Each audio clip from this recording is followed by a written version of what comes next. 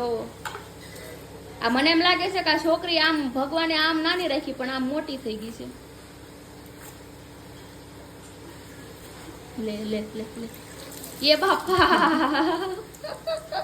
નીતુબેન તમે કામ વધારો છો, કરતા નથી કામ. આંટી ને પોતા હજી મારવાના બાકી છે. આંટી મારી દે, તમારે નથી મારવા હજી.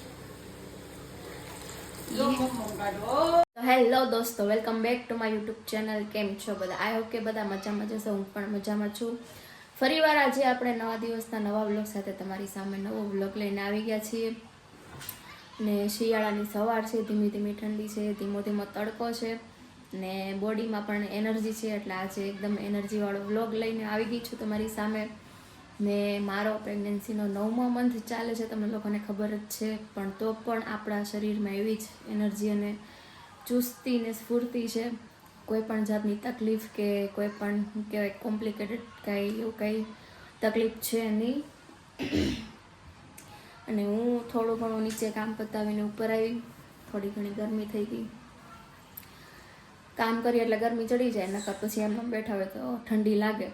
તો કામ બામ થોડું ઘણું પતાવીને ઉપર આવી ગઈ છું.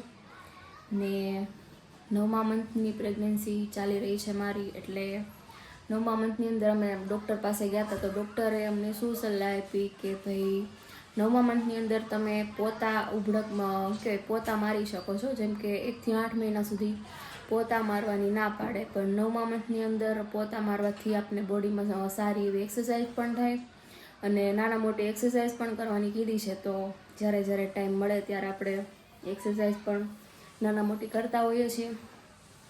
નાના મોટી એક્સરસાઇઝ પણ કરું છું. ને ખાસ કરીને કે લીલા શાકભાજી, ફ્રૂટ, કઠોળ એવું બધું ખાવાનું કીધું છે. કેમ કે હવે એન્ડ ટાઈમ ચાલે છે પ્રેગ્નન્સીનો 9મો મંથ. એટલે કે 38 વીક 38 વીક એટલે 38મું અઠવાડિયું ચાલે છે. પ્રેગ્નન્સીના 40 અઠવાડિયા હોય, એમાંથી મારી પ્રેગ્નન્સીનું 38મું અઠવાડિયું ચાલે છે. 38 વીક ઓફ પ્રેગ્નન્સી. તો મારી પ્રેગ્નન્સીની જર્ની ખૂબ એટલે ખૂબ સારી ગઈ છે અને આગળ પણ સારી જાય એવી ભગવાનને પ્રાર્થના છે. અને જેમ જેમ ડિલિવરીનો ટાઈમ નજીક આવતો જાય છે એમ થોડુંક એક્સાઇટમેન્ટ વધતું જાય છે. અને થોડા ઘણા પણ વિચાર તો એમ તો આવે જ કે ભાઈ બધું કેવું રહેશે, કેમ નહીં, બધું વ્યવસ્થિત થઈ જશે કે. પણ બસ ખાલી આવા વિચાર જ આવે, બાકી ડર બર એવું કંઈ લાગતું નથી. કેમ કે હવે કોઈ પણ સ્ત્રી છે અને એક દિવસ તો એ સમય આવવાનો જ છે. એટલે કાંઈ નહીં, બસ તમે કન્ટિન્યુ વ્લોગમાં બન્યા રહેજો. તમારા દરેક ગ્રુપમાં શેર કરજો. વિડીયો ગમે તો લાઇક, શેર અને સબસ્ક્રાઈબ કરવાનું નહીં ભૂલતા. અને એમાં નિત્યાબેન અહીંયા રમકડાનો ઢગલો કરી અને અંદર ભાભી અને મમ્મી બે કામ કરે છે. તો એને કામ કરાવે છે. હું તમને બતાવું. હું પોતું મારું છું, રસોડું સાફ કરી નાખ્યું છે, પોતું મારી.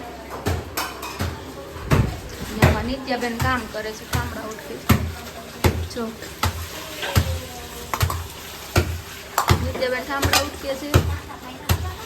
અમારે બહુ કામ થાય એવું લાગે મોટી થઈને. એ ઠામડા ઉઠકવાનું કોણે કીધું તને? પાર્કિંગમાં રમકડાનો ઢગલો કરીને બેઠીને એકવાર ભર્યો ઢગલો તા પાછો કર્યો. હાલ ભરલે, મારે પોતું મારું અહીંયા. આમ જો હામો ઢગલો ભરલે રમકડાનો, જા મારે પોતું મારું. એ ઠામડા નથી ઉટકવા તારે. જ્યારે ઉટકવાનો થાય ને સમય ત્યારે ઉટકજો.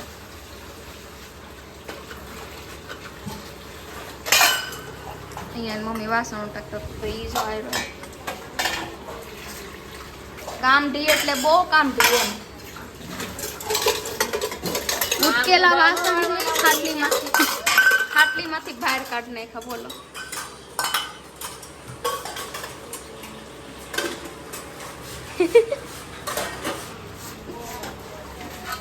હાલો નીતુબેન, ઉભા થઈ જાઓ હવે.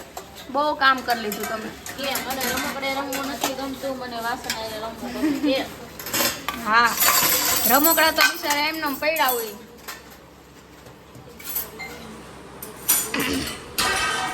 એને કેટલા બધા રમકડા છે, પણ એને રમકડાથી રમવું બિલકુલ નથી ગમતું. રમકડા ખાલી વીખીને મૂકી દે, આપણે પછી ભર્યા જ રાખવાના. એ વારે વારે ટોપલી આખી ઠલવી નાખે જો આવી રીતના. અને આપણે રમકડા ભર્યા રાખવાના. એને વાસણ છે, પછી હાવણી છે, પોતું ને એવું બધું એનાથી રમવું બહુ ગમે. એવી બધી વસ્તુથી નથી રમવું ગમે, અને રમકડાથી રમવું નથી ગમતું. એટલે હવે અમે એની માટે રમકડા હવે બહુ લાવતા નથી, કેમ કે એને રમકડામાં બિલકુલ ઇન્ટરેસ્ટ જ નથી. એને બધી ઘરની વસ્તુમાં જ ઇન્ટરેસ્ટ છે અત્યારથી જ. તે રસોઈ બનાવતા હોય તો પાટલા ઉપર ચડી, ટેબલ ઉપર ચડી અને પથ્થર ઉપર શું કહેવાય જોવે કે આપણે શું બનાવીએ છીએ અને શું કામ કરીએ છીએ. વાસણ ઉટકતા હોય તો ત્યાં વાડામાં આવે. પછી બા કપડાં ધોતા હોય મારા મમ્મી સાસુ, તો એ પણ તોય વાડામાં આવે. તો તમે કન્ટિન્યુ વ્લોગમાં મને રહેજો. નાના છોકરાની આવી નાની મોટી મસ્તી છે, રમત છે, એવી તો ચાલ્યા જ રાખવાની છે. અત્યારે તો નિત્ય એક જ છે, પણ હવે થોડોક ટાઈમ પછી એક નવું મેમ્બર અમારી ફેમિલીમાં શું કહેવાય કે સામેલ થવા જઈ રહ્યું છે, જોઈન્ટ થવા જઈ રહ્યું છે. એનો પણ હવે લાંબો સમય બાકી નથી રહ્યો. ટૂંક સમયની અંદર જ તે અમારી ફેમિલીમાં એક નવું મેમ્બર જોડાઈ જશે. તો એ જોવા માટે તમે કન્ટિન્યુ બ્લોગમાં બન્યા રહેજો. અને મારા ડેઈલી રૂટીનના ડેઈલી બ્લોગ આવે છે. આપણે બસ નોર્મલ લાઈફના જે રૂટીનનો બ્લોગ છે એ જ આપણે બતાવીએ છીએ. આપણે કાંઈ બીજું કાંઈ શું કહેવાય કે બનાવેલા મતલબમાં કે નિત્યાબેન ને બધું કામ કરી જ નાખું અટાણથી નસ્તે. આપણે કાંઈ કરવું નહીં પડે. જો ઈ પોતાય મારી દે છે જો. હા, પોતા મારવા મળો. પોતા મારશો કે કામ વધારશો? હે બસ હવે બસ. આ સામું જો તો તું બધું કામ કરી નાખી તો અમે બધા શું કરશું? એ બાપા. તો દોસ્તો અત્યારે અમે કામકાજ કરીને ફ્રી થઈ ગયા છે અને અમારા નિત્યાબેનને લાગી ગઈ છે ભૂખ. તો એના માટે અમે બનાવીએ છીએ અત્યારે ચોકલેટ, હોમમેડ ચોકલેટ. હું તમને એની રેસીપી બતાવું. જે અમે નિત્યાને જ્યારે ચોકલેટ ખાવાની ઈચ્છા થાય તો અમે એવી રીતના બનાવીને આપીએ છીએ. આ છે કાજુ બદામ, પછી શું શું બીજું એમાં નાખેલું છે? ગોળ નાખો. અરે એમ નહીં, ડ્રાયફ્રૂટમાં. ડ્રાયફ્રૂટમાં કાજુ બદામ જ અત્યારે નાખો, નહીતર તો પિસ્તાઈ નાખી, અખરોટ નાખી, બધું નાખી. અત્યારે એવું કઈ નતું એટલે કાજુ તો બદામ. અત્યારે કાજુ બદામ ને એકદમ આપણે મિક્સરમાં ઝીણો ભૂકો કરી અને એમાં ગળ નાખેલો છે.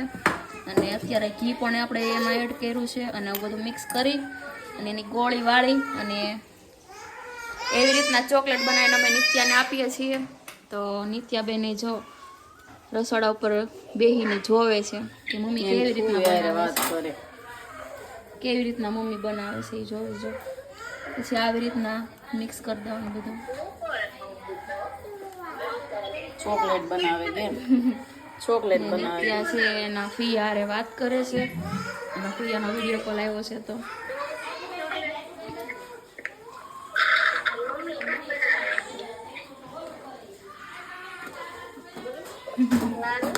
ફોન પાછો હાથમાં હોય તો જ તે વાત કરી તમે.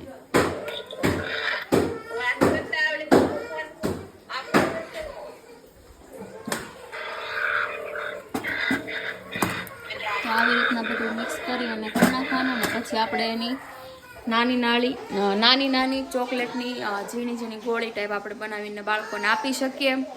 તો એનાથી બાળકને શું કહેવાય, બાળકને પ્રોટીન મળે, વિટામિન પણ મળે. અને ઓલી ચોકલેટ આપણે બહારની આપીએ એની કરતાં સારું. ચોકલેટ જ્યારે માગે ત્યારે અમે એને એવી રીતના જ બનાવીને આપીએ છીએ. તો તમને પણ શું કહેવાય કે રેસીપી ગમી હોય તો તમે પણ તમારા બાળકોને કાજુ બદામનો ભૂકો છે એકદમ ઝીણો કરી અને એમાં ગોળ અને એમાં ઘી નાખી અને ગોળી વાળીને તમે એને આપી શકો છો. તો એ વધારે બેસ્ટ રહે બાળકો માટે. એમ રેડીમેડ ચોકલેટ તો અત્યારે હું શું કે બાળકોને અપાય નહીં. અમે જોકે નિત્યાને ઓછી જ આપીએ છીએ, આપતા જ નથી, વધારે આ જ આપીએ છીએ. એનાથી બાળકને પેટમાં શું કહેવાય કે ભૂખે ન લાગે. અને કાજુ બદામ ને એવું તો અત્યારે શરીરમાં વધારે જરૂરી જ છે. તો અમે એવી રીતના એને આપીએ. ને હવે બની ગઈ છે. એ તો ખાઈ ગઈ નિત્યા જો. ખાઈ ગઈ હો તમે.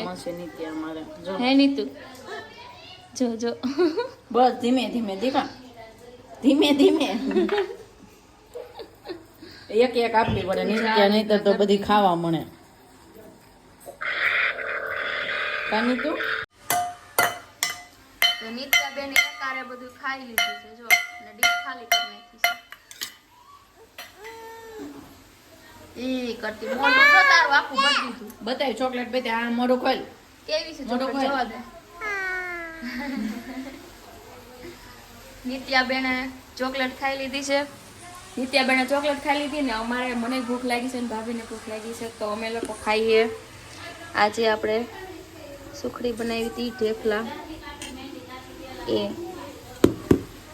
તો અમે એ ખાઈ અને નિત્યાબેન તેની ચોકલેટ ફિનિશ કરી ગયા. જેવી બનાવી એવી જ તે પેટમાં ઉતરી ગઈ સીધી. હા પાછી કામ આમ કરે.